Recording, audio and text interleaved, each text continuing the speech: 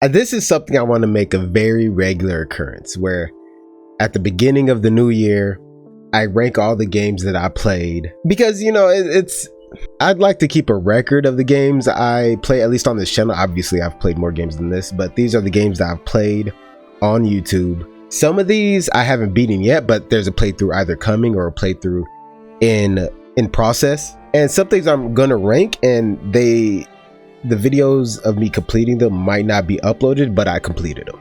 Don't worry, these are informed decisions. If I plan on playing them, or I still haven't beaten them and I'm playing them right now, then I'll just leave them down here. But I figured I'd keep them here just so I don't forget. So we're gonna place these, the ones that I've completed. Next year, we're gonna update the list with all the new games I've played, and etc, etc. So let's just start, right? Arise: A Simple Story. Immediately, it is going into one of these tiers. It's such a good game. The story is compelling, but it's simple. It's a nice short game. The graphics are beautiful, right? They don't have to be realistic to be beautiful. One key thing about this game, though, is that the music. Oh my god, the music of this game. It single-handedly made me appreciate music in video games. I kid you not. Before, of course, you'd hear music, and unless it was iconic like Halo or Mass Effect, you don't really pay too much attention to it. And the only feeling you usually get from it a lot of the time is nostalgia. But this one, the OST in this game, it's so accurate, and it actually makes you feel emotions, right? It actually makes you feel something other than nostalgia down the line. Damn, this is a good game. Nice short. We might move it around, but for now, it goes up here. It goes up here. Baldur's Gate 3. I haven't been that yet. As of this coming out, I don't know if I've even uploaded the first episode. So, Batman: The Telltale series. So we have Batman: Realm of Shadows, and we have Batman: The Enemy Within, and we also have the bundle. Now, the reason I did it this way is because I want to rank the game separately, but then I have to take into consideration how I got it, how I bought it, which is, you know, the bundle.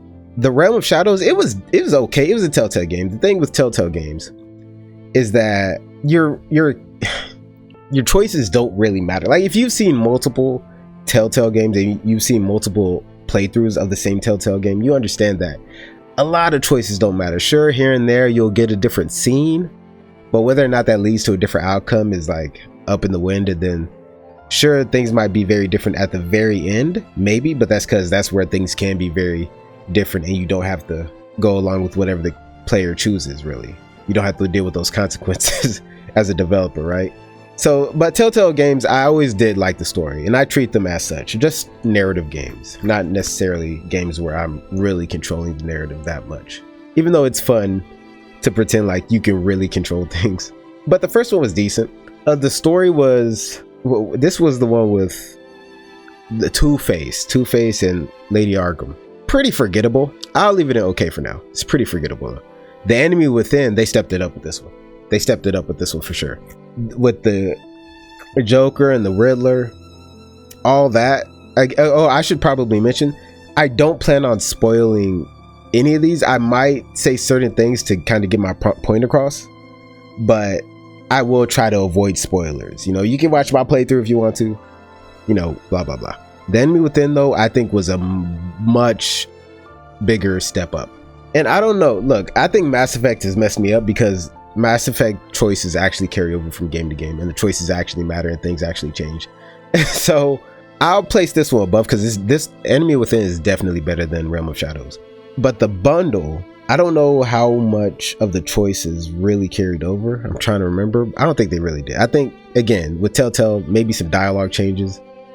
Maybe you get a specific scene other than a different one, but I mean, but you know, the story, it was a good time. It was a cool time. It was a cool time. I'll just put it equal with this because I don't think the bundle is much better because this one wasn't that good, but this one was, so I'll just place it next to this one.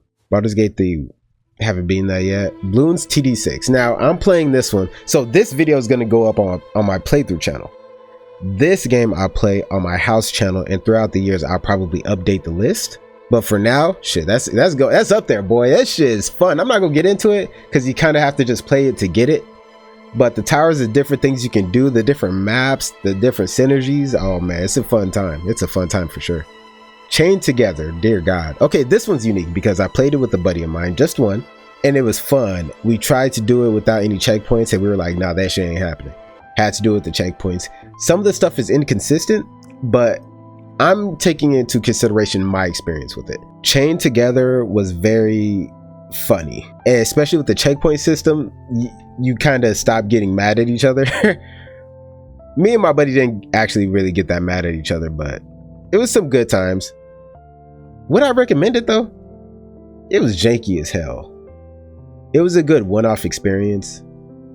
It didn't change how I viewed anything. It's different. There are certain aspects, like again, I don't want to spoil anything, but there's a point where you have to kind of run through doors, and they're telling you what's coming up next and which door to go through. That's fun. If there's more of that, it would be up here. But because a lot of it was kind of like just janky platforming, and some of it wasn't all that fun, and it could be a little, I'll put it in okay for now. Call of Duty Black Ops Cold War.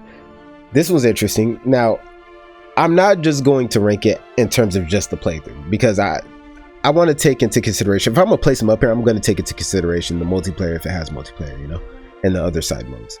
The campaign was fun. It was really fun. It was interesting. I was enthralled the whole time. I loved the ending, especially how you could influence it. And I had a lot of fun with the multiplayer. Now, it's weird to recommend it because people don't be playing it. I don't be playing it anymore. But I'll place it up here for sure. I had a good time with it. You know what? Nah, I'm being too positive. Nah, fuck all that. I'm being way too positive. But I'm looking over here what I put, and I'm like, I'm not gonna say I had a bad experience. You know what? Let's rename this. And great. I'll definitely put this here. Chained Together.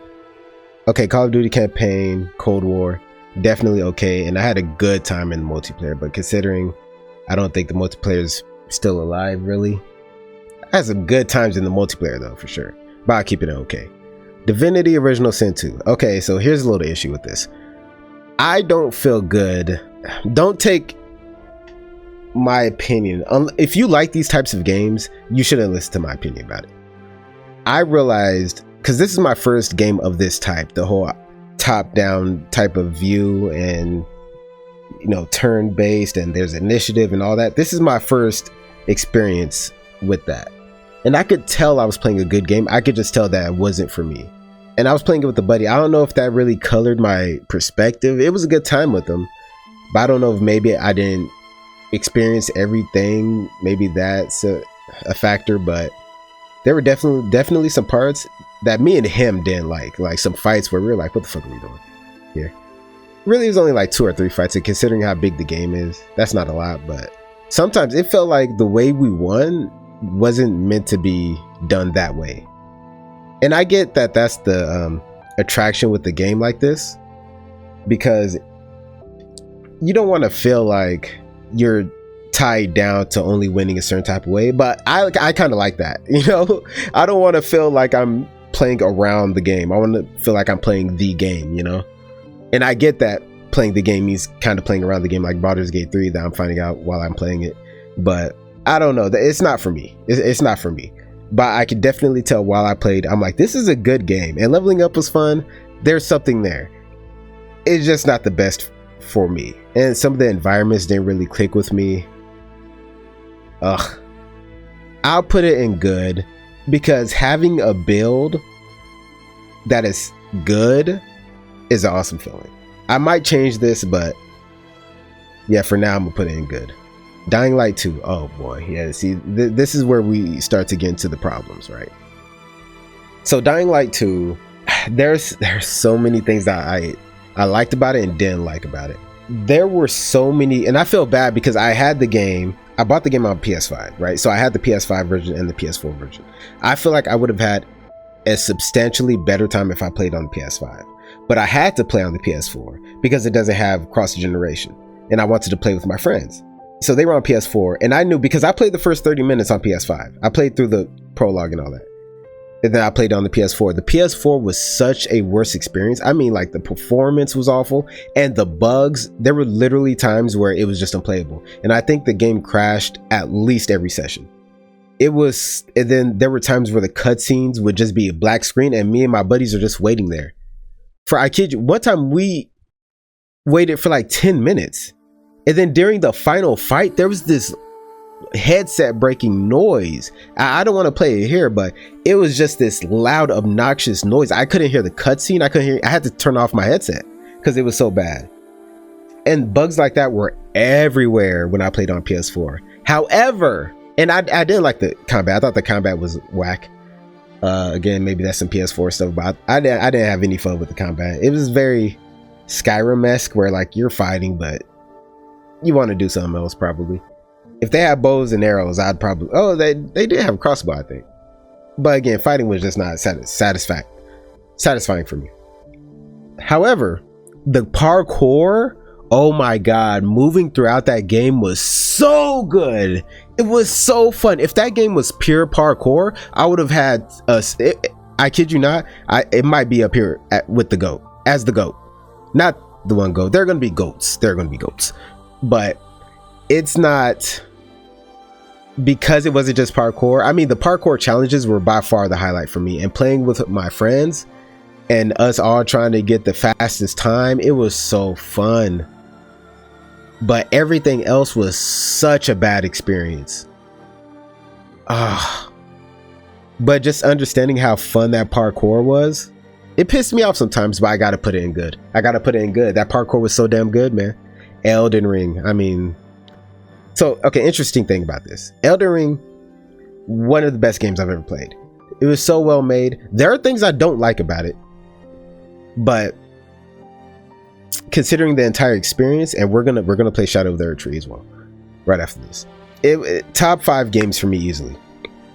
The dungeons were good. I would say my only gripes, everything I liked except the way the quests are handled. I know that's a normal thing for From Software. By the way, this is my first From Software game, but I didn't like the quests. I felt like if I did anything and I didn't Google it, I would miss out on some story stuff. And I feel like if you have to Google in order to avoid skipping story stuff, it's kind of like, I mean, I get it's an open world game and they want you to discover everything. I just didn't like that personally.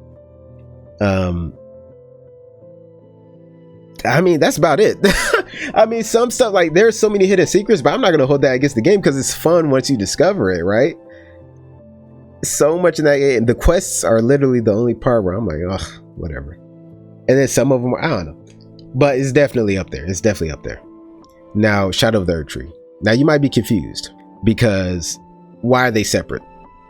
There are games where I'm going to take it, like Mass Effect Legendary Edition. I'm leaving the DLC. I'm not separating the DLC from it. I separated the DLC from this game. And I know that some people consider it's pretty much its own game. That's valid. However, whether or not I separate a game and its DLC depends on one thing. Do I feel like the DLC either surpassed my expectations or didn't meet my expectations based off of that original game? Meaning, if a DLC is much better than the base game or much worse than the base game, I'm gonna have it separate. In this case, personally, I think Shadow of the Erdtree, there were a lot of good things about it, but it was disappointing when compared to like what I was expecting from a DLC for Elden Ring. It was big, but I think it could have been smaller and could have been a better experience. I've already talked about this plenty. Like at the end of each playthrough, at least nowadays, I try to talk a little bit about the game. And I think I explained everything I had to say about the Shadow of the Erdtree once I beat it. But when this video goes up, I've beaten the game. I think Radahn's second phase, the furnace golems, and I think they're called the smith golems, the things where you have to hit them in the back. I think those 3 things are just not good enemy designs. I think the furnace golems and the smith golems are fucking awful designs for enemies. Like I'm spending like 10 minutes hitting ankles, or I'm poking them in the ass. That is not fun to me. Now, smith golems, I get the vision, I do. I just don't like having to roll behind them to hit them in the back because it felt so inconsistent, and then the fight didn't feel good. It wasn't for me. Radahn's second phase, I complained about that plenty. You can look at my playthrough for that once it's uploaded to know my opinion on that. His first phase was awesome though, and Mesmer, awesome. I love that fight. Erdtree Avatar, love that fight. Renala, I like that fight. I feel like I would have loved that fight if I stopped being a bitch about it. But there were also things like a lot of big areas where you explored every inch in the open world aspect and you didn't get rewarded for it, or you'd get a cookbook. And I remember repeatedly going to Google to see, did I miss something? Because I must have. There's no way there's only a cookbook here or crafting items.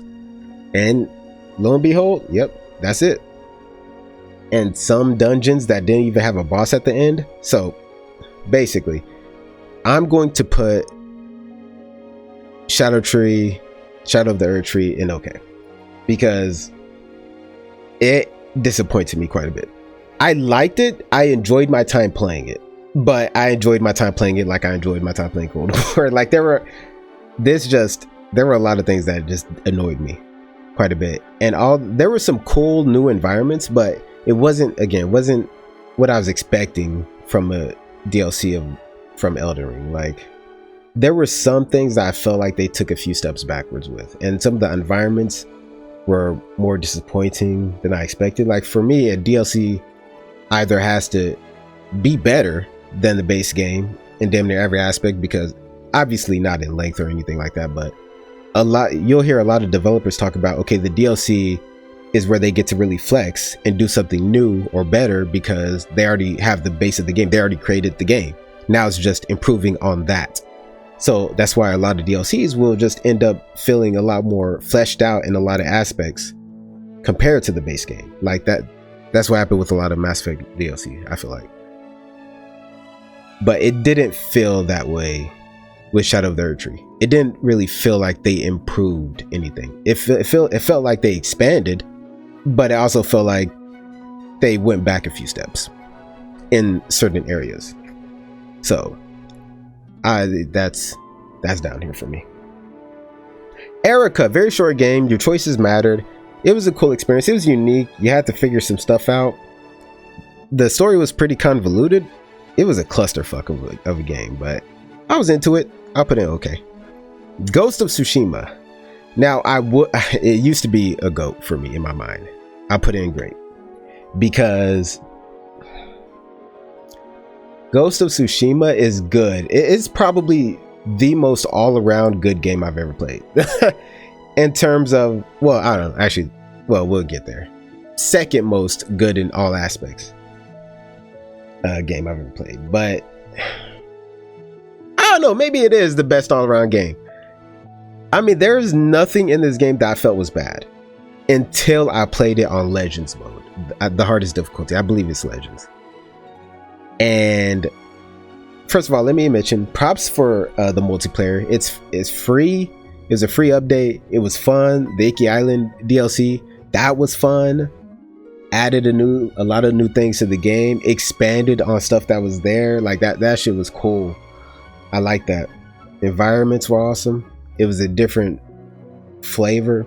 But when I played it on the hardest difficulty, that's where I saw how whack the combat was in certain aspects. Like there were times where you dodge on time, but the animation of the enemy can be so inconsistent that you got hit. And I got a little bit of taste of that when I played it on normal difficulty with the Icky Island DLC, because those enemies are a lot more aggressive. And I was like, maybe I'm just bad. The hardest difficulty, I was like, oh yeah, this shit ain't it. This is annoying as hell. But goddamn it, it's cool. It's cool. If it weren't for like how janky the combat can be, they do a good job at hiding it. But if it weren't for that, it'd be up here for sure. But it's not for me. What the fuck? Oh, we got okay, this is interesting. So we're gonna start with Halo Combat Evolved. Understand that when I'm ranking this stuff, understand that I'm just using my experience, right? I'm not saying your opinion isn't valued.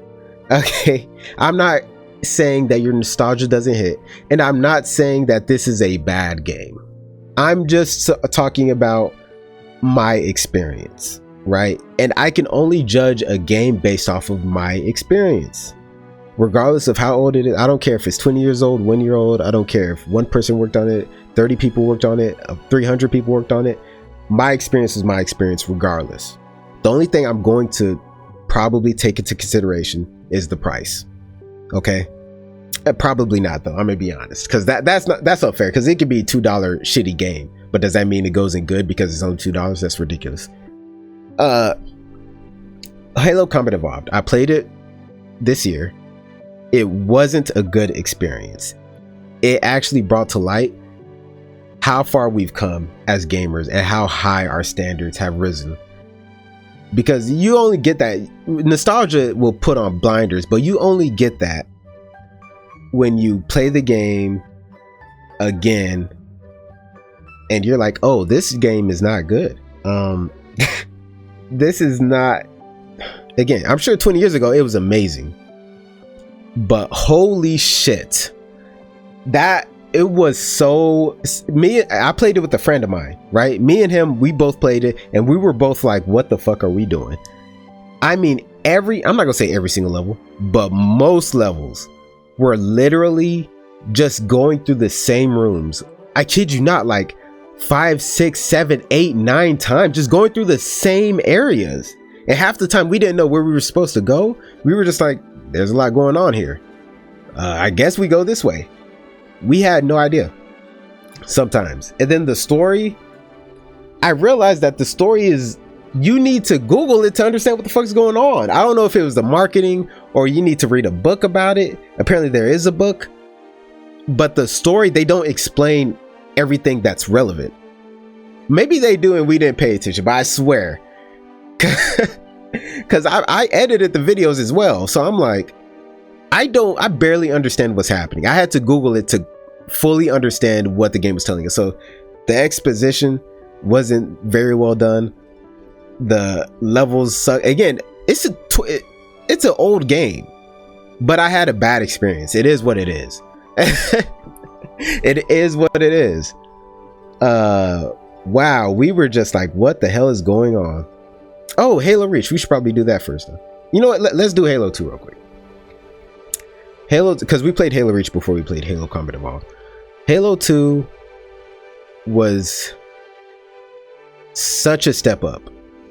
I mean, it was such a step up. I mean, hold on, let me complain about Halo Combat Evolved for a little bit. So there was one mission that we had to do twice, where you run around picking up nades, throwing them in these engines to get the ship to explode. We would run around. We would get so lost because both sides were damn near symmetrical. You only knew which way you were going because of like the way certain staircases were, and then you had to go inside other rooms to get extra stuff and more nades. But if you missed the nades, you had to kill a bunch of enemies to get more nades. Granted, we played on a higher difficulty, so that probably colored our experience quite a bit. But wow, that was just, I wasn't raging. I wouldn't even say I was having I was losing my mind like I was in Shadow of the Erdtree, but I was actively like, this is dumb. This is not fun. I would just go through the motions. It was pretty funny, but I'll put it there. I feel like that's right. Halo 2, immediately noticed how much better it was. I mean, and we played it again on a higher difficulty. We took 2 days on the hardest difficulty with Iron Skull active. So meaning if one of us died, we had to start from the last checkpoint. We spent about 2 days on the first mission, y'all, and that was so much fun. That was so much. You know what? We might put it in great. It was a great experience. Me and my buddy, again, just based off my experience, me and my buddy, we were playing. Then we lowered it 1 difficulty level, but we still kept Iron Skull active, and we played through the rest of the game. And we noticed there is one common thread between these 2 games. Yeah, they didn't understand how to make a finale. This Halo Combat Evolved involved us using warthogs with no tread. We were both losing our minds. It was hilarious though. But I don't want to give our funny experience, I don't want to give that as a positive for Halo Combat Evolved, because we were just both like, this is terrible and that's funny, you know. And Halo 2, the finale or the final mission, it involved us waiting. We had to wait for the sergeant or commander or whoever to shoot the shields of the brute down. We just would stand there until he shot the shields, and then we'd attack, and then the shields went back up. We'd have to wait for him to shoot the guy. I think it was 3 times before his shield went down, and then we would attack. And we had already died a few times because we didn't know that's what we were waiting for. We thought we were taking the shields down by doing damage, but no, we Googled it and realized that we had to wait for him to shoot the shields down, because we were like, what the fuck is going on with this? It was just bad. So I was like, man, Bungie just really didn't understand how to make an ending. But again, it was a much better experience. Halo Reach. So we played this before Halo Combat Evolved.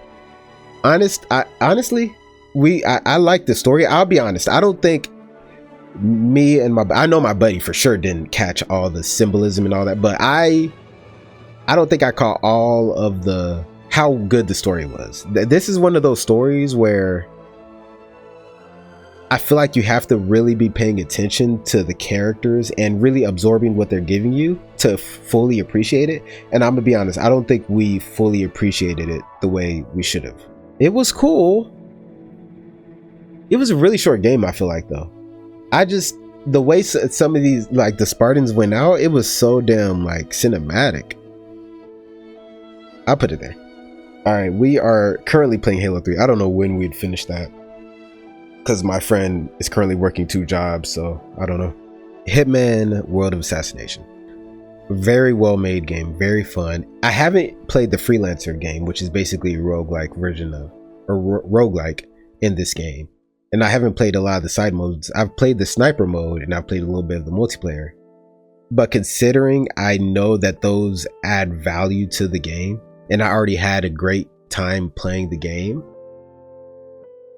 and I still watch YouTube videos on the game.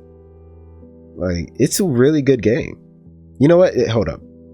We need to change this shit around, because I'm being too nice about this. I'm being way too nice about this. We're going to put Hitman right here. I don't know, man. If I had played the freelancer, I'd probably bump it up, but I don't know. We're gonna move Dying Light 2 down. God, the story was so good, but I just think we didn't appreciate it. I just think we didn't. Me and my friend didn't appreciate it, and we didn't get that. So it is what it is. No, I gotta put it up here. I'll leave that here. Divinity. I gotta knock it down. Hey, Erica, I gotta pull you down. Yep. I have to. It's my experience. I can't take other people's opinion and just like boost stuff up. I can't. But Hitman, it was a good experience. All the different maps. I know the release was a little weird with the original Hitman, and then Hitman 2, and then Hitman 3, then Hitman World of Assassination. I don't know. All I know is that I played all the games, all the maps. I guess not all the maps, because they're still updating it with new maps, right? If I played all the aspects of this game, I'd probably put it up to great, but we'll leave it in good. It Takes Two. Great game. So fun as a co-op experience. I mean, just a great time. And so many different mechanics that you can play and get used to with a buddy, and you have to work together. It was a good time. It felt janky, but I don't know. I think all the games from Hazelight Studios kind of has that jankiness feeling. I don't know if it's the engine they use or what, but and the story was cool. It was funny. I'll put it in great for sure. Judgment. Oh, so if you don't know what Judgment is, it's made from the same people who made Yakuza. I wouldn't call it a Yakuza spinoff, but that's kind of what it feels like, except it doesn't. I don't believe it has any of the characters from the Yakuza games. It's its own standalone series, and it feels incredible high quality. There were things that pissed me off about it, but I think that's just how the East makes their games, where it's not handholdy and you kind of have to. For me, I want to experience everything a game has to offer if it's fun. So it involves me Googling things. So that's just how I am, and I don't like when I feel like I have to Google to figure stuff out in the game. And there were definitely some parts where I'm like, what am I supposed to do now? But I really think the East really just does not hold your hand Maybe we stupid in the West, I don't know. But Judgment, I gotta put in the story is so damn good. It's so good. The story's so good. You're thought the whole time going around and doing side cases. I will say that I feel like me having to read everything out loud because I was doing the playthrough kind of hurt the experience because it was tiring. My throat would get sore like I was at a Diddy party, dude. And the interesting thing about Judgment, and I think the Yakuza games as well, is that you get random encounters, Pokemon style, except it's not just in tall grass. It's in the city, like anywhere in the city. Like people just run up on you and try to attack you. There's probably a repel in the game that I didn't know about, but it'd suck when you just like trying to get somewhere and people trying to fight you, but you could run away and you could get away. I'll put it in great. That game is probably the most unique game I've played. Just the stuff that they put in there, a lot of crazy jokes and stuff like that. It was a very unique experience. So I'll leave it in great. Kingdom Bridge of Spirits. So apparently, my opinion is more common than I expected. Because when this game came out, all the reviewers were like, "Oh, this game is so cute, and look at the quality of the cutscenes." But so I went into it thinking, "Oh, this is gonna be a good experience." I did not have a good time. I'll say that much. I will say that there were moments where I had, and the bosses were challenging. That's another thing that the reviewers said. They did say that it had challenges. If people compared it to Dark Souls, absolutely not. Absolutely not. It's not as smooth. I know this game was created by one person. The cutscenes are so cute. I'm talking Pixar level cute.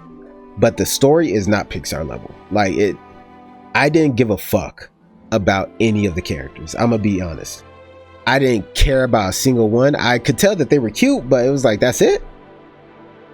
Now I remember someone left a comment on my video saying they felt the exact same way, especially with the final fight. And mind you, I was playing the whole game on the hard difficulty, and I could have beaten the game all the way. I was on the last boss and I was thinking to myself, I'm not having any fun. I could lower the difficulty to normal and just beat this guy real quick, but holy shit, this sucks. The boss fight before the final boss was the most fun I had in the game, and he wasn't even the final boss. If he was the final boss, I'd probably put it up here to whatever. Okay, but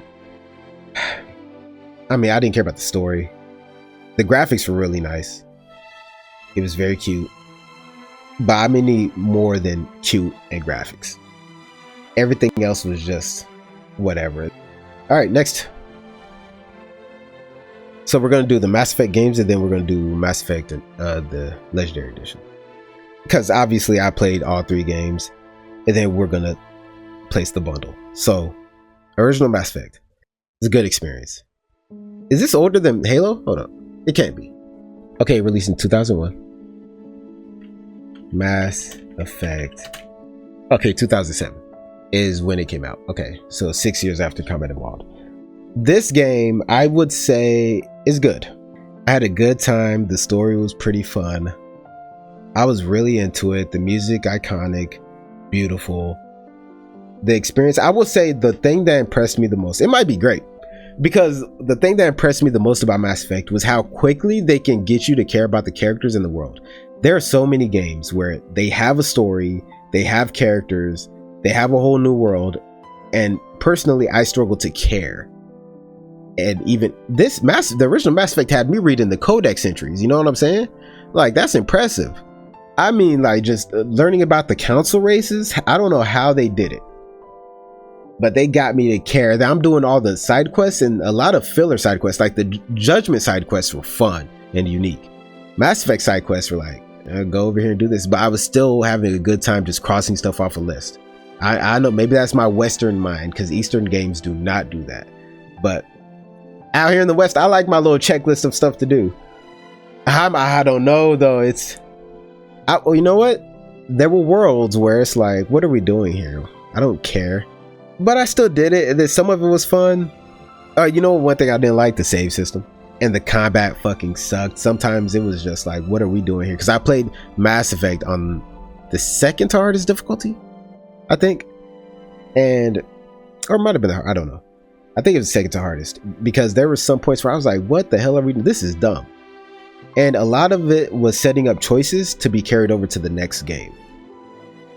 So it's hard to judge this one, because you could tell that a lot of you were making choices, but you didn't get to see the consequences. But I have to give it props for getting you to care about the characters as quickly as they did, and giving you so much exposition without feeling boring. That's so impressive to me. Mass Effect 2. It was Mass Effect 1, but better combat, less open, but I wasn't mad at it. I wasn't mad at much more linear it was.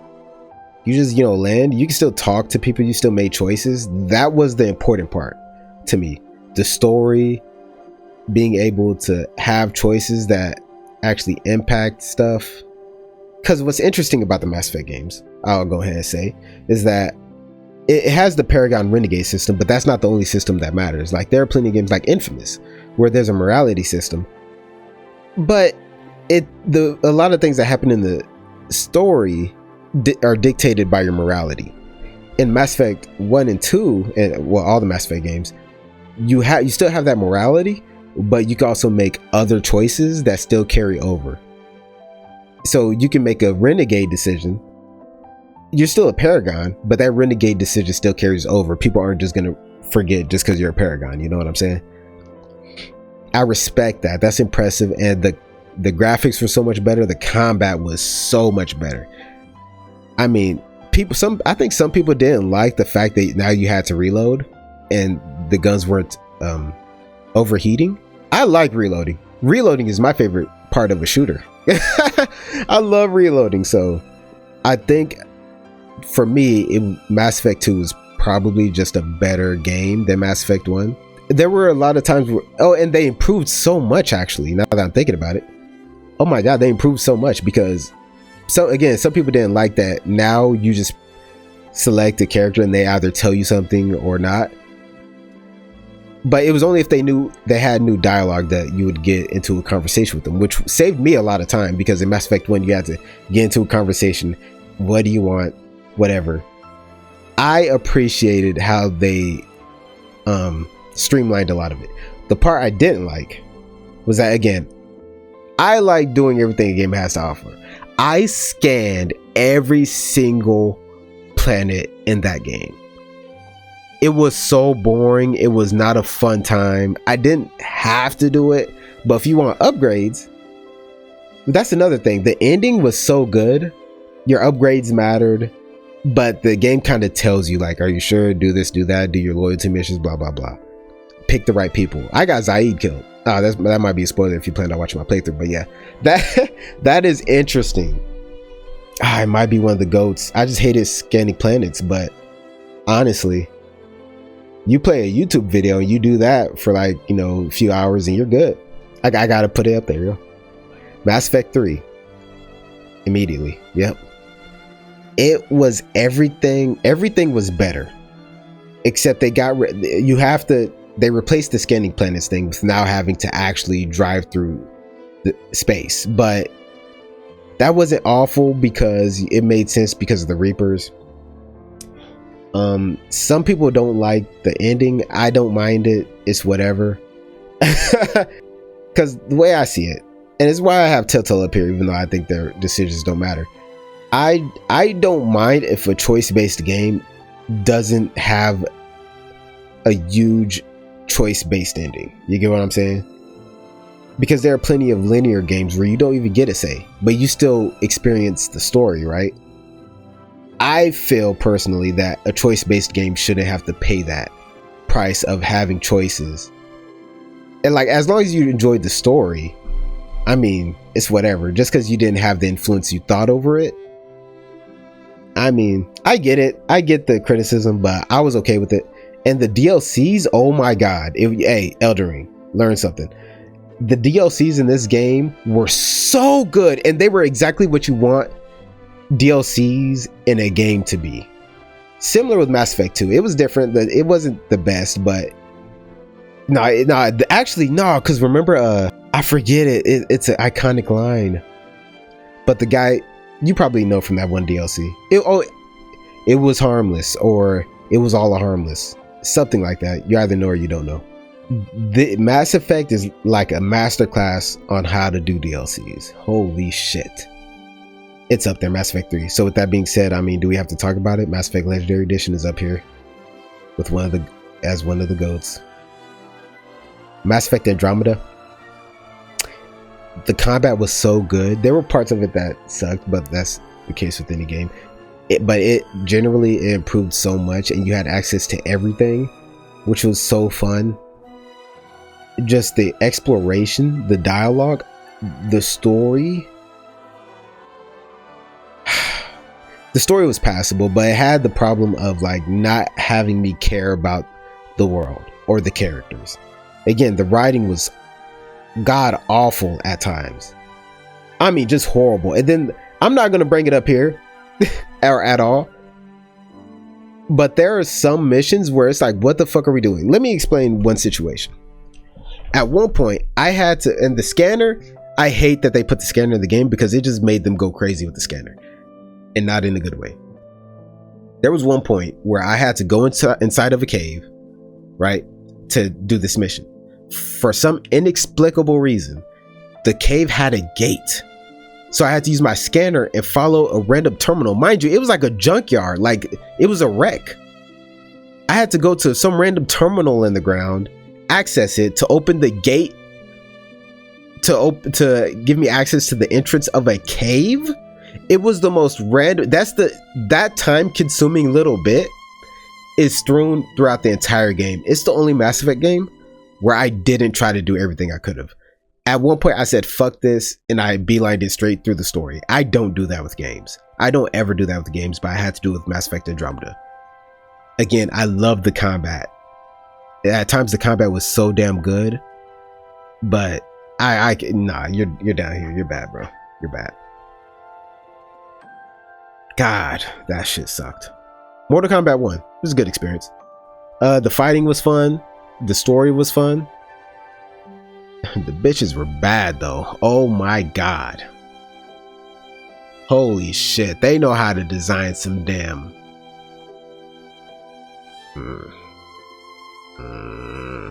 No, in all seriousness, it was good. It was good. I'll put it down here. It's a good experience. Observer. So I played this years ago. Scary game. The story was pretty convoluted. I think I was too scared to catch everything, but I think the story was much better than I thought it was or that I experienced. The scares were damn good. The holy shit, the environment was spectacular. Like, I was scared of everything, and it was a lot more open than I expected. No, now that I'm thinking about it, yeah, the story was really good. I could have went in rooms. There were like side missions inside of this horror game, which I did not expect. I went pretty much straight for the story. Again, I was so damn scared out of my mind the entire time that I didn't experience the game the way I feel like I should have. I gotta put it up here in good, for sure. Gotta put it up here in good. It was a good time. Okay, so this one is the first game. I played the first game. Right now, I'm trying to play through Justice for All. Right now, Ace Attorney, I will say that there are times where what they want you to do is like, huh? How was I supposed to know that? And there were times where I was legitimately stuck. And I would just go to the same places over and over. Am I supposed to ask this? Am I supposed to present evidence? Am I supposed to do that, do this, do that, do this? Am I supposed to examine the area I'm in right now? Am I supposed to go back to another area? Luckily, there is an element of just process of elimination, but that can take so long, especially during the cases. But it really did make you critically think, and I gotta appreciate that. Again, there were times where I'm like, what do you want from me? There were times where I figured out a piece of evidence, but I figured it out too soon. I had to figure out other stuff that didn't make sense because I already knew what happened, but they wanted me to do certain things to reach that point. So it took me extra long to reach that point. And then it was like, oh my God, the vase. And I'm like, yeah, the vase. So But all in all, it was a good experience. It was a good experience. I'm expecting the trilogy to be up here in the greats, possibly the goats. But I don't know. I just started Justice for All. We're gonna see. We're gonna see for sure. Raft. Played this with my buddies. I started out playing it with 2 of them, and then I beat the game with just 1 of them. Peaceful game. That's how I'm gonna. Oh my god. That's all I'm gonna say about this game. It is a peaceful ass game. There are items you could get. You could build your raft. You could do quite a bit with that. Hunting was fun. The story was irrelevant. Not irrelevant. I feel like if you really paid attention, you could really appreciate it. But I was like, Story wasn't all that for me. It was more just the adventuring aspect, and it was so fun playing with your friends. But having to carry around food sucked. You didn't get a backpack until a little later on. But again, having to carry around food, I did not like that.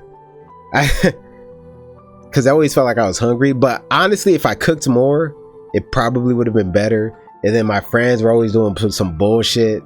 They won't call it bullshit, but I'll call it bullshit. But once you get that food, then it lasts for a while. It's interesting. And then once we beat the game, you can still go further and discover more stuff, which I didn't see a point in it. And I feel like if it was better, I could have seen a point in it and kept doing more. But I'm like, I'm not going to the same islands over and over again just to discover better stuff. It was good though. It was a good experience. Very unique. I don't think I've ever played a game like that. I appreciated it. Resident Evil Village. I gotta put it in the greats. Possibly the goats. I mean, that game, it was the first scary game I played all the way through and understood what was going on. It was so because it was scary, but the action and how the open aspect, once you're done with a big section of the game, I feel like people didn't appreciate that. You can backtrack to places you've already been, and there are new enemies there. Like once you unlock a certain type of enemy, now you go back to places you've already been with like new items, and maybe there's more food, more whatever, more enemies to kill, more money. Therefore, it sucked because one time I didn't know I was supposed to be killing fish, so there was one area that I no longer had access to because I didn't know I was supposed to be killing fish, so I never got that fish. So I was pretty upset about that. I'm not gonna lie. But just the sheer fact that you can go back to areas with key items and unlock things and then fight new enemies that were there. Oh my god, that was so fun. And each aspect of the game being a different type of horror. Like you have Lady Dimitrescu, where if you don't like guts or if your weakness is women, I mean that place is terrifying. You know what that place, oh boy. I mean, just because Lady Dimitrescu was there, I might put in the goats. If you don't like dolls, then that place is scary. I don't want to say too much. If you don't like gore, another place is scary. If you don't like body horror, another place is scary. And it's like you're fighting. I'm not gonna talk too much about it, but it was a damn good game. I had a lot of fun. A lot of people didn't like the main character. I love the main character. People are like, oh, he's cheesy. I'm like, bro, he is over here doing stuff for his daughter that I don't know I could say I would. He was getting strung up like a piece of meat, bro. And all he cared about was getting to his daughter. Like, mad respect. And he didn't know. Well, I'm not going to spoil it if you don't know. But, I mean, holy. Such a great experience. I love that. And I don't like scary games because I'm scared of them. But man, that was good, man. That was good. Stardew Valley. It might be up there. It might be up there, y'all. Just being able to, oh my god, hundreds of hours playing this game. And my friend, I don't know, my friends didn't like it as much as I did. They were like, what do we do now? A friend of mine stopped playing before we even reached well, I don't want to say if you don't know it and you haven't played it, you plan on playing it or whatever. But there was a big part of the game that we had access to, and he stopped playing before then. He didn't give a fuck. And I had another friend where like he was like, the last few sessions of playing that game, he didn't play at all. He just left the lobby open so I could do my stuff and finish out the game because I got perfection in it. And stuff can be automated enough to where like you just set it up. It was so fun. one thing that I appreciated about it that I didn't expect was how deep the characters were. Each character has a story and each character has a lesson, and that's not something I would expect. The type of writing they did, or he did, the one person that developed this game, I wouldn't expect that from a single developer, having stories like that and diverse stories at that. Like, there were real legitimate feelings, like insecurities, extra layers in a certain person's personality. I mean, and all the different stuff you could do, and all the different animals you could catch. I try not to penalize a survival type game or whatever just because you kind of stop playing when you get bored. Like Raft, it's more like they give you the option to continue playing, but you can stop playing once them credits roll, just like I stopped playing when the credits rolled on Stardew Valley. So that's how I'm going to judge it, like at least up to the credits. I'm not going to judge whether or not did I still want to play the game, you know. I don't think that's fair just because they let you continue playing, you know. Another thing that I loved about Stardew Valley was that there are two arcade games. One is Junimo Kart and the other is the Prairie King. Both well-made games. Junimo Kart pissed me off more than anything else. The Prairie King, I mean, you want to talk about difficulty.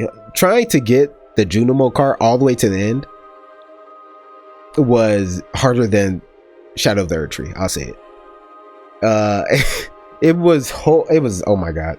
Anyway, the Prairie King was difficult, but it was fun difficult, and I came to the conclusion that if this single developer put together the Prairie King, maybe, you know, did a little bit more with it, put together Junimo Kart and made maybe 3 more mini games at that standard and level, he could sell that as its own game. And I feel like more people should do that, because you remember back in the day, like I think it was called Fusion Frenzy or Mario Party, whatever, where there's a bunch of mini games you could play. It's just an amalgamation of mini games that you could play, and it was a fun time. It was a party game, all that. I feel like more games got to come out like that, where it's just a bunch of mini games, pretty much. Anyway, I appreciated everything that this game had to offer, for sure. Stardew Valley is one of them games, boy. The Dark Pictures Anthology. If you don't know, the Dark Pictures Anthology is a series of games made by Supermassive Games, the same developers behind Until Dawn. So they've released 4 games, I believe. Oh no, I think they just released another one that I haven't played. Wait, no, that's just a standalone game. It's not part of the Dark Pictures. So Men of Medan, I played it, but I don't think I have the playthrough on my channel. And if I do, I probably deleted it because the recording fucked up, and I beat it in one session. It was like 2 hours. Each of these games is pretty... No, like that. Men of Medan was shorter than these 3, I believe. Little Hope then came out. Little Hope was fun. If you don't know, by the way, the common thread with the Dark Picture games is that they're co-op.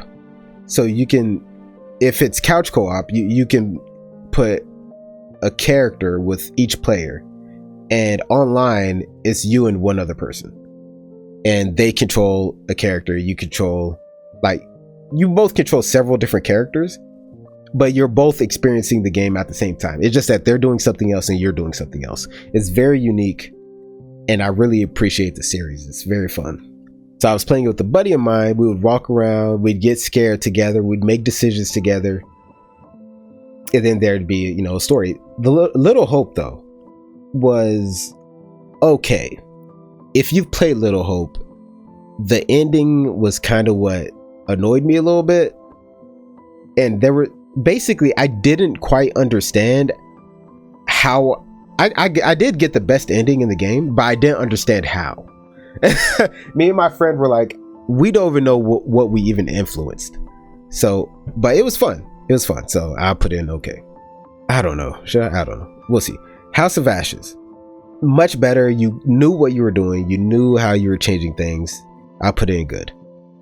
The Devil in Me, again, what I love about this series is that each game gets better, and The Devil in Me was the most noticeably better game in the series. Obviously, this one came out, then this one came out, then this one came out. So this is a good trend of game releases, because they got better with time.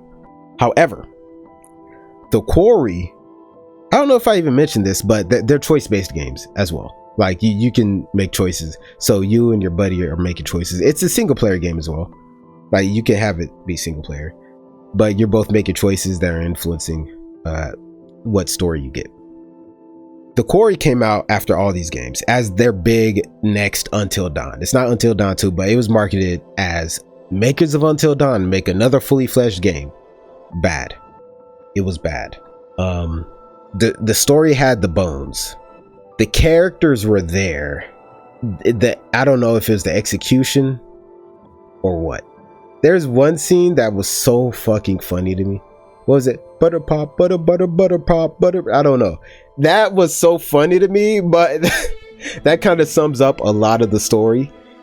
I don't know how I can explain it better than that. Bad. We'll go with, okay, so the complex. The complex is basically Erica. Yeah. They're both from the same developers. They're FMV games, if you don't know. You can check out my playthrough if you want. Again, all these games, I have a playthrough on my channel with them. The complex, I'm not going to spoil anything because they're very short games, but again, it's a choice-based game. They're real people, but you're making choices, so you're getting different scenes, blah, blah, blah. Very unique, similar to Erica. The choices did matter, similar to Erica. There were a lot of different endings, similar to Erica. I would say the meat of Erica was more interesting, but the endings of the complex was more interesting, so it kind of balances themselves out. Some of the endings were so anyway, like it messed with my mind. I was like, this is so interesting, but some felt very nonsensical, some endings, so I don't think I can be justified at putting them in okay. Oh boy.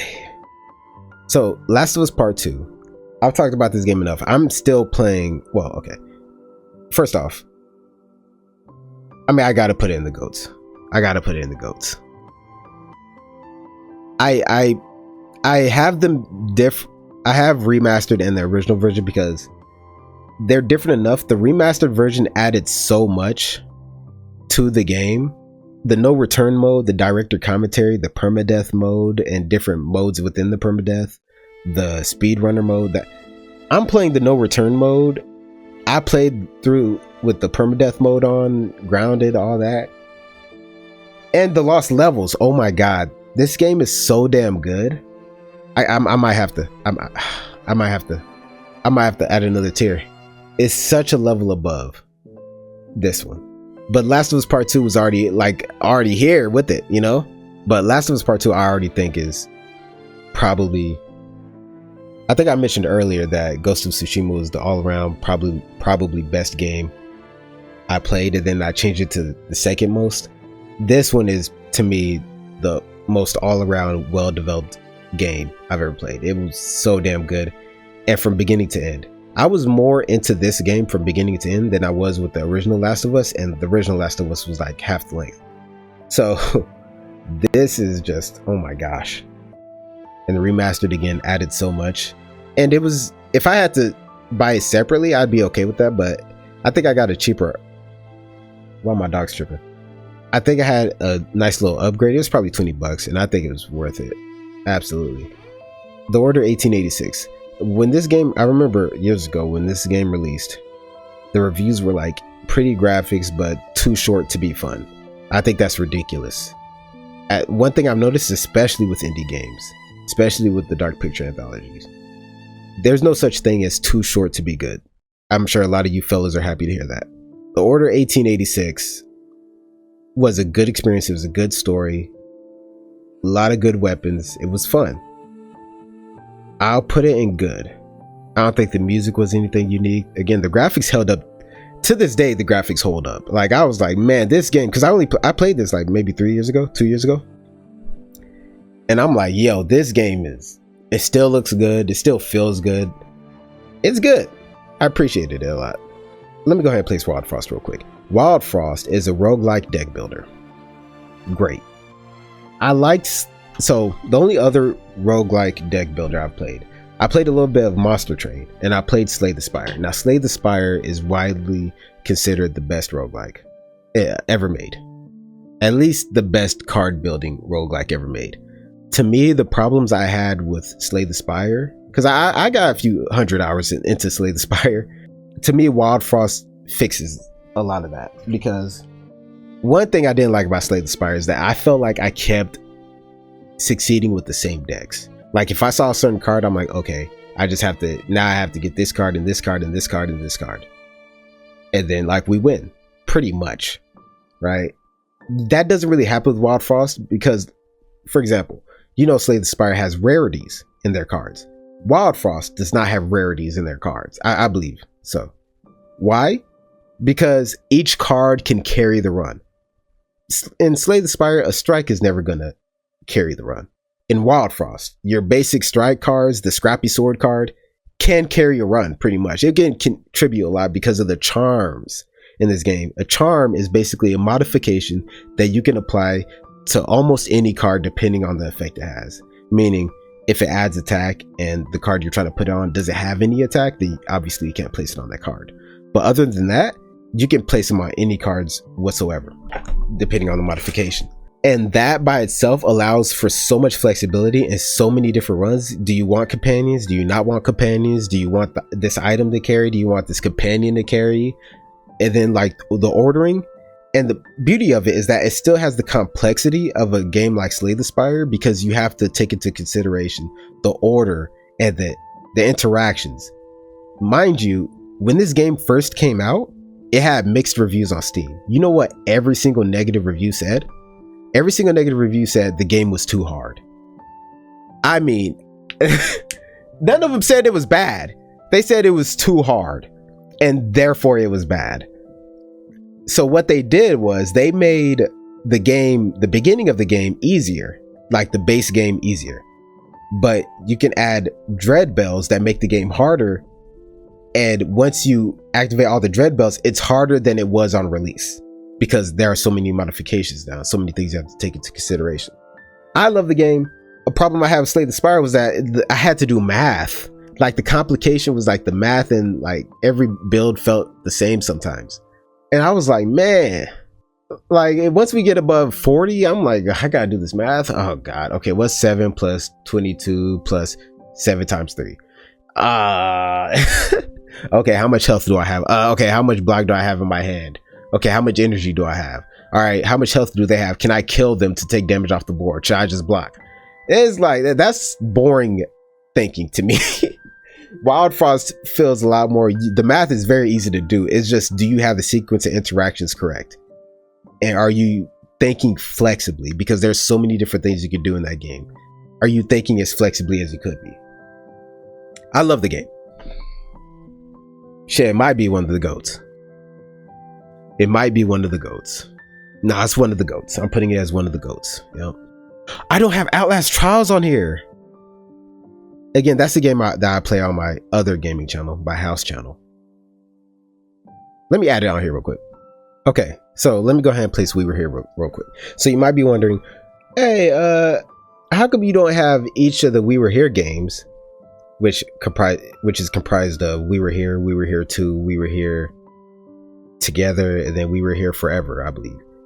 Why don't you have those individual games? Well, how come you have the bundle here? Let me explain. I don't remember the games individually well enough, and a lot of them were pretty much similar. I feel damn near the same about all the games, except they got longer with each entry. But a lot of them were the puzzles were so convoluted. A friend of mine, we would take turns carrying each other. Sometimes I wouldn't understand what the fuck I'm supposed to do, and sometimes he would. And sometimes he wouldn't understand what the hell's going on, and I would. But the unique thing about We Were Here, and what they changed as time went on, is that originally in the We Were Here series, you couldn't choose who did the puzzle. You and your friend never saw each other until the very end. That's kind of a spoiler, but whatever. So if you had one part of a puzzle and they had the other part of the puzzle, y'all can't just switch. However, I believe by the third game in the series, you start the game together. So you two can switch out who does what. So if one of you is understanding now what's going on, the other person can do stuff. And the interesting thing is, now you both a lot of the time have context to what you're supposed to be doing. There are still times where you break up and you both are doing something completely different and have to figure it out. But as the games went on, they allowed you to switch up who's doing what. Therefore, you both can see what the other person is working with, and it allows more flexibility as to, like, you know, figuring out what the hell we're supposed to do. However, I feel like as the series went on, the puzzles became more convoluted and less fun to solve. Sometimes there were plenty of very good puzzles. There were some very fun puzzles, but it was pretty inconsistent. Like, you could have a very fun puzzle, then the next puzzle is confusing, and then maybe one of you doesn't get it, but maybe the other one's supposed to get it, and vice versa. Like, you're both just stuck. Like, what the fuck are we supposed to do? And when you're in a situation where only one of you understands what's happening and the other one doesn't, it can be kind of very boring for the other person, because you're just telling them what to do. You're like, all right, do this. All right, now do this. Right? They're not really playing the game, if that makes sense. Now, there were plenty of puzzles where the other person had to do something very active while the other one... There was a one maze puzzle that was so fun, but that's not common. And it became a very common thing where one person would have all the information in order to carry the puzzle, because that has to happen. But the other person would kind of just have to follow what the other person was saying. But there were plenty of puzzles where you don't understand if you're the one who's supposed to be delivering information or the other person is supposed to be delivering information. Like, you're explaining the situation, but you don't know who's affecting what. It can be confusing. At the end of the day, there were some really good times, but I have to put in the okay. The Outlast Trials. One of the most underrated horror games I think I've ever seen. Especially considering big streamers have played this, but I feel like it hasn't taken off like a lot of other games. I don't know, there are plenty of games that just died, but I feel like the Outlast Trials is so well made, and I'm planning on making a video about it, but yeah, I am playing it on my house channel. But I think with the updates, they've done so much to make this game playable for hours and replayable, and just hop on and play, and just... And the trials and the maps are so well made, and the enemies are so well made, and it's fun to play with other people. Oh man, it might be a GOAT. It might be a GOAT. So well made. Figuring out the story as well. Just running from people and how active that shit could be. Sliding, closing doors behind you, locking, traps, figuring out trials. Oh man, yeah. I'm calling it a GOAT. I'm doing it. It's stressful, but when you're playing with other people, it takes away that stress that makes me not want to play a horror game. It doesn't take away all the stress, because, you know, you're still gonna get scared, but that's the one thing that makes me not want to play a horror game. That stress I feel, and a lot of that stress is alleviated when you're playing with other people. Now, other people don't like that stress. I mean, other people don't like having that stress taken away. They like the stress. That's why they play horror games, and you can play them solo, so that's cool. And they're scaled as so I'm putting it as one of the GOATs. All right, so let me look through this. These games again, I plan on playing, or I'm playing them right now, and I just haven't beaten them yet. What sucks is that a lot of these games have a spectacular element about them, but everything else, for me personally, just drags it down. Well, again, I plan on doing this probably at the beginning of every year, or maybe at the end of every year, and hopefully those are shorter. I don't know, maybe longer. Maybe I'll play a lot of games. I won't play this many games. God damn, there ain't no way. Okay. So real quick, I ended the video, but I forgot that there were games that I played a decent amount, but I didn't beat. But I feel like I played enough of them to get a good idea of what they were all about and the general gameplay loop. And I put some hours in. Like Grounded, I think I could check. Hold on. I put 16 hours into Grounded. Remnant. I put 16 hours into Remnant. That must be the number for me. And The Forest, I played on console, but I definitely understood the gameplay loop. And I also looked at the ending of the game. Now, let me go ahead and say this right now.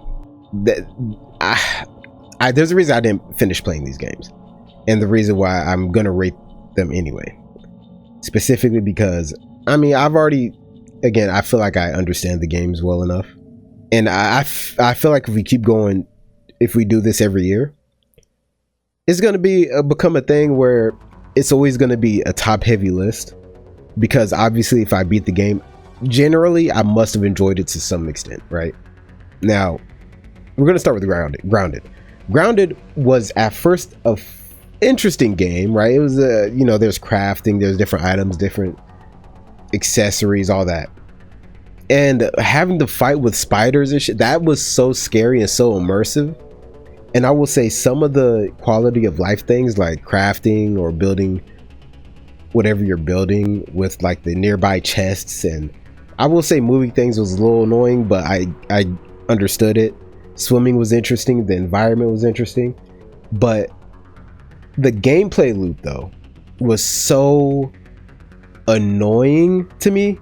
I mean, granted, I was lagging quite a bit, and I started getting the parries down. I feel like if I wasn't lagging, I would have had a much better time, but it wasn't just me. Like, I had a friend that was enjoying his time generally, but when we were trying to get to certain areas, I mean, we were just getting one shot, two shot, and everything felt dangerous. And then we always had to have food on us, which was annoying because we're also like collecting things and you kind of want to collect everything. And when you're just trying to complete one task, sometimes the shit just gets in your way. I remember I was trying to cut down a bunch of like grass stems to bring back home, which was taking forever, but then I just kept getting attacked by random larvae, and that shit was so annoying to me. I'm just trying to do, and then spiders would sneak up. The spiders was fun. The stink bugs were fun.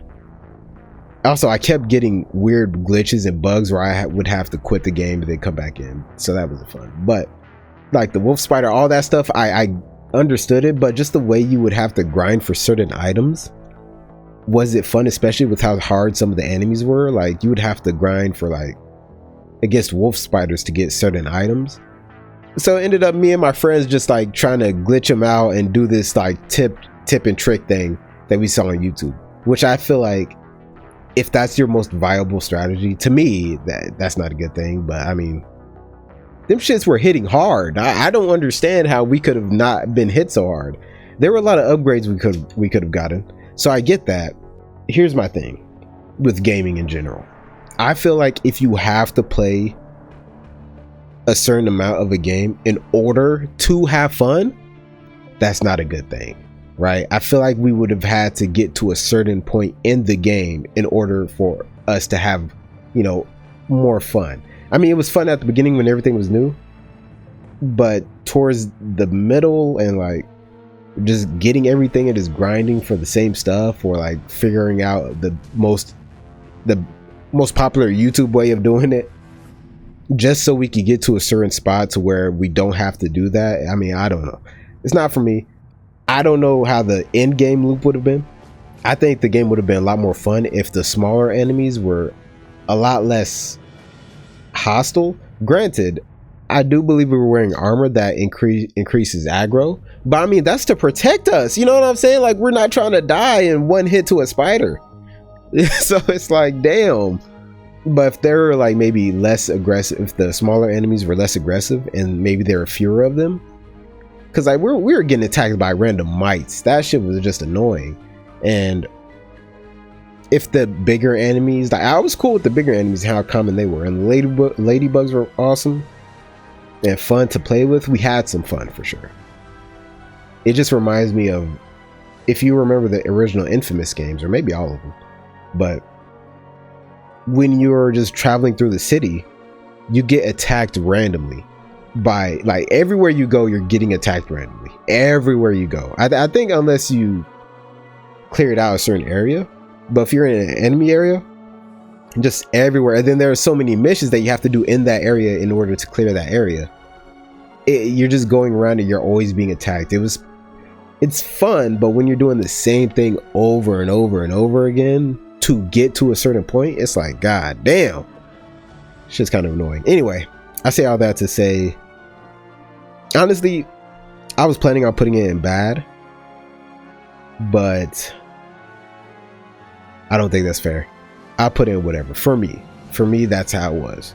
Okay, let me go ahead and skip to the forest real quick. The forest fucking sucks.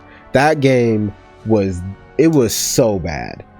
Again, it was interesting for like the first hour, and then I was looking for skins in order to help us upgrade, I believe, get new items and shit like that. And I was hunting down boar. I went to the area where a boar spawned, and I was just running around hunting down boar. I was cool with that. But the enemies, again, this is a thing where like, why are there enemies everywhere all the time? And everything was glitchy. Everything, like it, you would fight things. Again, I might have been lagging sometimes, but holy shit, just sometimes it was like, I'm not having fun fighting these things. Hunting was cool, but like the graphics were kind of hard to parse out certain things, and certain enemies just followed you. You would stop, look at them, they'd kind of maybe back away, and then if you're continuing on about your business, they run towards you, then they get close and they start attacking, and then like you start attacking them, and then apparently if you attack them enough, I don't know. I don't know. And something we were doing, like progressing the story, was making harder enemies spawn, which I get it. If the dungeon or the base building aspect was very fleshed out, it didn't feel very fleshed out. I'll say that much. A lot of grinding for materials. Again, I don't mind that. It's just the enemies were everywhere and it was annoying and it was so glitchy. But if that was it, I would have been chilling generally. The worst part are the fucking cave systems and how lost we got and how everything looked the same. I mean, everything looked the same, but not cool. I mean, you discovered some cool stuff, but once you see the 35th passenger with a bunch of tennis balls in his guts, it's like it starts to wear thin. You know what I mean? And again, there so much of it was just me and my buddies walking around, not knowing what the fuck we were supposed to be doing, not knowing what we were looking for, just going through the damn everywhere, trying to parse together some weird ass story. Which, by the way, the ending of the game, the story of the game, was so random. It was so random, bro.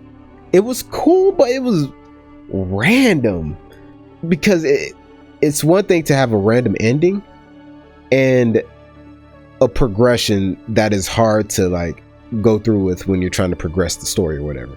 Having those two things combined, where like you're in these random caves, you don't really know, you just know you're looking for your son, but how you find him is so it feels so random. It really does. All the cave systems look damn near the same, and the map is specifically why it's in the bad tier for me. Not specifically, again, the combat and the enemies were so annoying and not fun to fight, and then we had to constantly like cook them alive and make bones and shit. Like that was but having to use a map that I could not meet, my friends didn't even look at the shit. They looked at it for maybe 5 seconds and they just never looked at it again. I tried to figure the map out. I could not figure the map out. I just stopped using it. So yeah, it's bad. Remnant 2 is interesting. I think Remnant 2, again, this is a game where I did see a lot of reviews for it, and I'm like, man, I must just have bad taste or something, because I don't get me wrong. First of all, I'll put it here, or sorry, here. I feel like the bosses in that game, a lot of them were so fun to fight. Like I called this one the Dance Revolution boss. That one was fun. And then the boss where everything goes dark and you're dodging lasers. I was playing with a friend of mine, and he wasn't having the greatest time. He's not used to bosses like that and stuff like that. But dodging, there were some legitimately fun bosses. The one where there was like a little bug you were supposed to be shooting and you're jumping around while you're avoiding all these other things. I mean, there were some fun bosses, but I feel like for every fun boss there was a equally, or there were probably like 2 bosses. Oh no, there was also probably the most unique boss I've ever experienced in my life. It was a big ass block that you have to dodge. That was so much fun. So you might be wondering, why is it only okay then? It sounds like, you were having a great time. For every good boss, there was an equally boring boss. And between every boss were boring, just kill random enemies moments. For me, for other people, I'm sure that could be fun. For me and my friend, it was not fun. I mean, like, just killing the most random enemies and just shooting it. If we had unlimited ammo, I feel like that would have made the game just in general more fun. I think running out of ammo in this type of game is not fun. If it was unlimited, I don't think that would have made the game broken at all. it's just boring when you're forced to use your melee weapon and basically get yourself killed. And sure, they'll throw out some ads or some random enemies that maybe drop some ammo, but then you have to go looking for the ammo, and if you're playing with another person, there's no sharing ammo. Or you do share the ammo in terms of you and the other person both see the same ammo, but if one person grabs it, you don't get it, right? So it's like it becomes a situation where there were plenty of times where during a boss I would maybe pick up a lot of the ammo and then he would be stuck with no ammo, or vice versa. He'd pick up all the ammo and I'd be stuck with no ammo. So basically one of us is having fun shooting and the other one is just dodging the whole time. You know, I mean, that's not fun. I think if it had unlimited ammo, if the moments between the bosses were more fun, I think this game would have been probably great. It takes up so much of your time, just the random moments, just the big moments between bosses. It just takes up so much time. And again, like, there are some not fun bosses, but again, there are some really fun bosses, so I'm not gonna hold that against it. Remnant 2 is okay to me. All right, so we played plenty of games, so we get to add some more to this list next year. But I hope you guys enjoyed the video. Keep your head up. Peace.